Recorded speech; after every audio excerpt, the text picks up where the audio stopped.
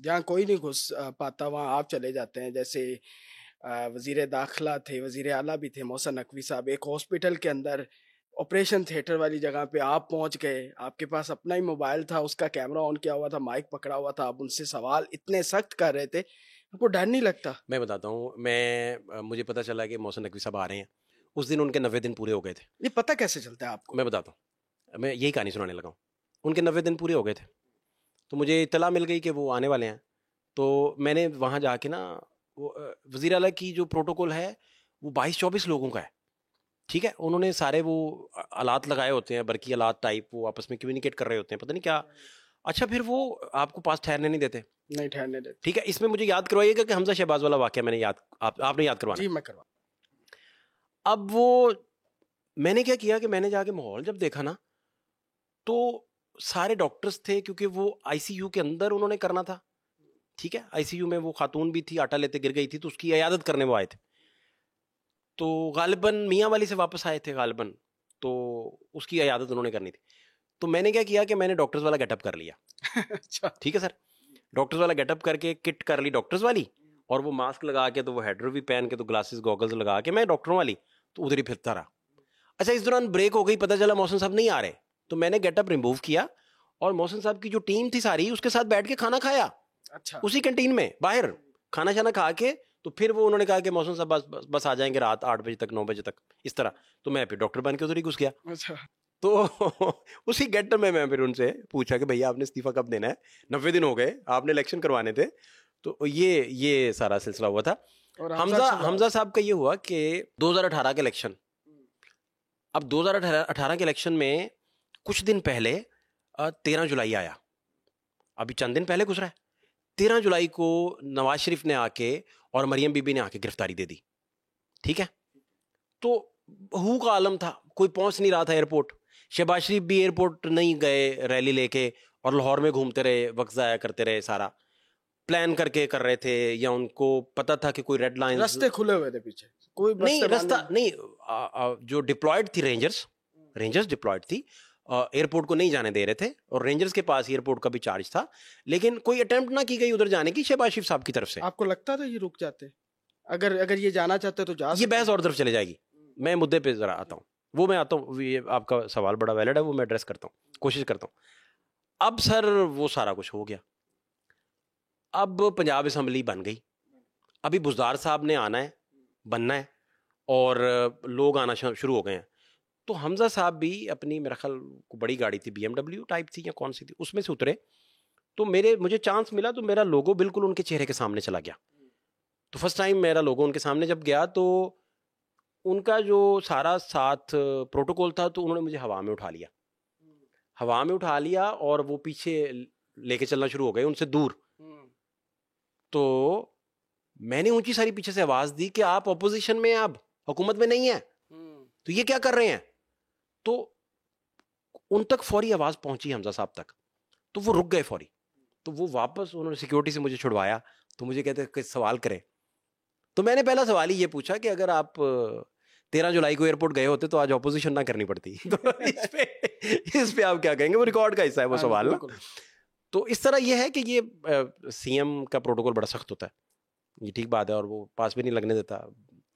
जैसे बुज़दार साहब से हमने पूछ लिया था कि यार आपने FIR कटवा दी थी, वो कुछ सीनियर जर्नलिस्ट जो हैं वो बुज़दार साहब से मिलने गए थे, और कुछ सीनियर जर्नलिस्टों को जनरल बाजवा को मिलने गए थे। तो जनरल बाजवा ने उन्हें बताया था कि, जर्नलिस्टों ने कहा कि बुज़दार साहब तो बड़े मासूम से आदमी हैं, तो उन्होंने कहा वो ताड़े मासूम जड़ा है ना, उन्हें मेरे ते FIR कटाई हुई है। तो वो कोई FIR कटवा दी, कोई किसी बंदे ने, कोई पैसे का तनाज़ा था, कोई बाजवा साहब की फैमिली से गाल बनी या क्या।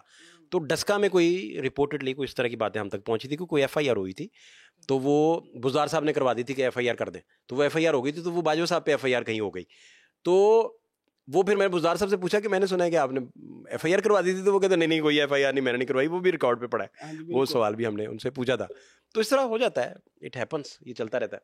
अच्छा, मतलब आज के दौर के अंदर, मतलब आप नए जो यूट्यूबर्स हैं या नए जर्नलिस्ट हैं, उनको क्या समझते हैं, उनमें से किसको फात शहबाज की जगह पे रखेंगे आने वाले वक्त? मैं सारे ही रख लें, नहीं, आपके नजदीक मेरा गुजारिश ये है कि जो भी अच्छा काम करता जाएगा, जो भी अच्छा काम करता जाएगा देखते हैं उसमें। वैसे नए जितने भी यंग हैं, यंग लोग भाई सारा काम हम देखते रहते हैं, सबको ही देखते रहते हैं, ऑफ कोर्स देखते हैं, और सबका काम देखते रहते हैं। मुझे ज़ाती तौर पे जो काम पसंद है, जो मुझे समझ आता है, जो मुझे लगता है कि ये मेरे दिल के करीब है, अदरवाइज़ मैंने किसी को कॉपी नहीं किया, ना चेज़ करके इस तरह का काम कर रहा हूँ। मेरे जहन में ये आइडियाज़ जो आए या मैंने जो काम किया वो नेचुरल था। लेकिन मुझे जो पसंद है ज़ाती तौर पे वो मतीउल्लाह जान पसंद है। अच्छा, और अगर आप सेकंड कैटेगरी पूछेंगे, फर्स्ट कैटेगरी में मतीउल्लाह और एजाज सैयद, ये तो मेरे फेवरेट हो गए, बहुत पसंद है मुझे, दोनों बहुत बड़े जर्नलिस्ट हैं। मतीउल्लाह का ये फ़ायदा है कि मतीउल्लाह जान जो है इतनी क्लैरिटी से मैंने नहीं देखा। मैंने बहुत सारे जर्नलिस्टों को कंफ्यूज देखा है, जर्नलिज्म में कंफ्यूजन है, बहुत सारे एंकर्स मैंने कंफ्यूज देखे हैं। जो क्लैरिटी ऑफ थॉट मैंने देखा है इसमें मतीउल्लाह जान में, वो मुझे कहीं और नहीं नजर आया। उसको आयन इतना ही याद है जितना काजी फायज ईसा को याद है। ठीक हो गया, इस लेवल का है मतीउल्लाह। अच्छा, इसी तरह मुझे अच्छे से याद है कि एजाज सैयद जो है, आपको पता है कि बेनज़ीर की जो कत्ल था उस पर सबसे पहले डेली टाइम्स में, मेरा ख्याल अगर मैं गलत नाम नहीं ले रहा, तो एजाज सैयद ने स्टोरी फाइल कर दी थी कि तालिबान ने इतने लोग डिप्लॉय कर दिए हैं बेगम बीबी साहिबा को शहीद करने के लिए। तो ये उनकी स्टोरी थी सबसे बड़ी। मैंने एजाज साहब से पूछा भी कि यार वो बताइए मुझे कि ये आप क्या कहते हैं इस पे, कौन सी स्टोरी आपकी सबसे बड़ी है। फिर उन्होंने मुशर्रफ के घर के बाहर मेरा ख्याल डेट और टाइम बताया था कि ये इस डेट को वर्दी उतार देंगे। ठीक है। अच्छा, फिर एक बात और मैं बताऊं, अल्ताफ हुसैन वाले डॉक्टर इमरान फारूक कत्ल हो गया एमकेएम का उधर लंदन में जब एमकेएम का वो कत्ल हो गए तो कुछ लोग जो हैं वो गिरफ्तार हो गए। रहमान मलिक वज़ीर दाखिला थे, उन्होंने आते कुछ लोगों को गिरफ्तार कर लिया। उनमें जो थे वो खालिद शमीम थे, उनमें काशिफ कामरान थे, कुछ और लोग भी थे। तो एजाज सैयद की स्टोरी थी कि काशिफ कामरान कस्टडी में इनसे हलाक हो गया, मारा गया। ठीक है, तो ये उसका लेवल है खेलने का ना, वो इस लेवल पे उसने बहुत बारीक वारदात उनकी होती है और बड़ी शिद्दत के साथ। मुझे शेख रशीद साहब ने बताया, उन्होंने कहा कि एक स्टोरी फाइल की थी एजाज सैयद साहब ने।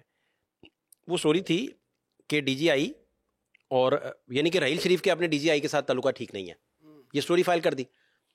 तो शेख रशीद ने कहा कि हामिद मीर पर जिन लोगों ने हमला करना था वो शिद्दत इस स्टोरी की वजह से और ज़्यादा इख्तियार हो गई और वो जलती पे तेल का काम कर गई ये स्टोरी। ये शेख रशीद साहब ने एजाज सैयद साहब को मेरे सामने बताया, पार्लियामेंट के अंदर हम खड़े थे। तो इसलिए एजाज मुझे बड़े पसंद है। और तजिया कारी में अगर आप कहें तो मुझे सुहेल बड़ैच बड़ा इंस्पायर करते हैं और नजम सेठी बड़ा इंस्पायर करते हैं।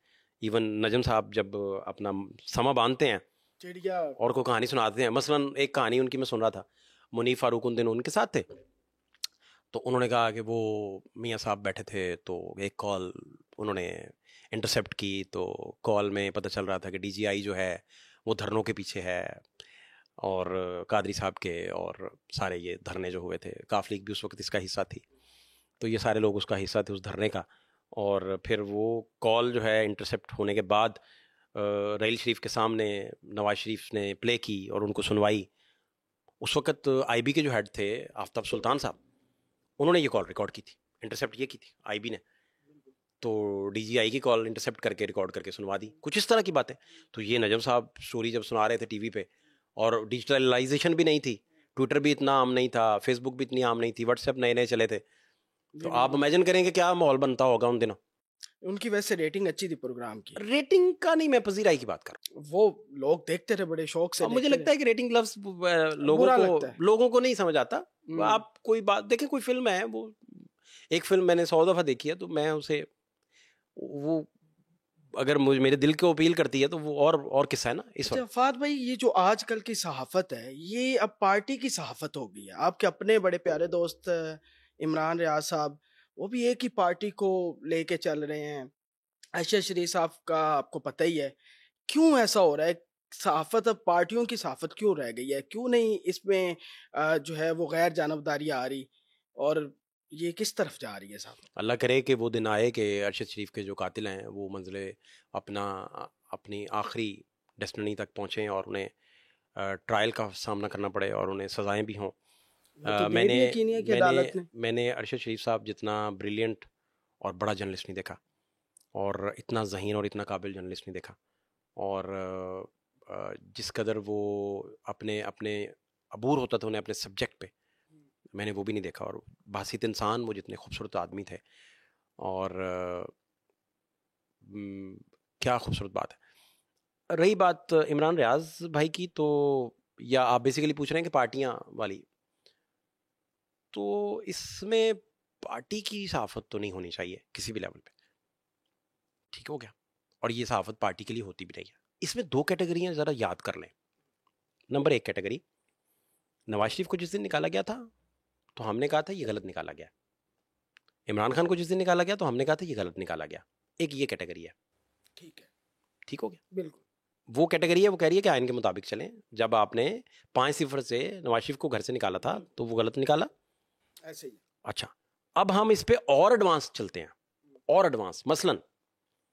मसलन ये कि अभी इद्दत केस चल रहा है, इद्दत केस में एक्विटल हो गया ना, छोड़ा, वो सारा केस आ गया, अपीलें चले जाएंगी, जहां भी जाना है उसने अगले फोरम पे, कॉम्पिटेंट फोरम पे चला जाएगा।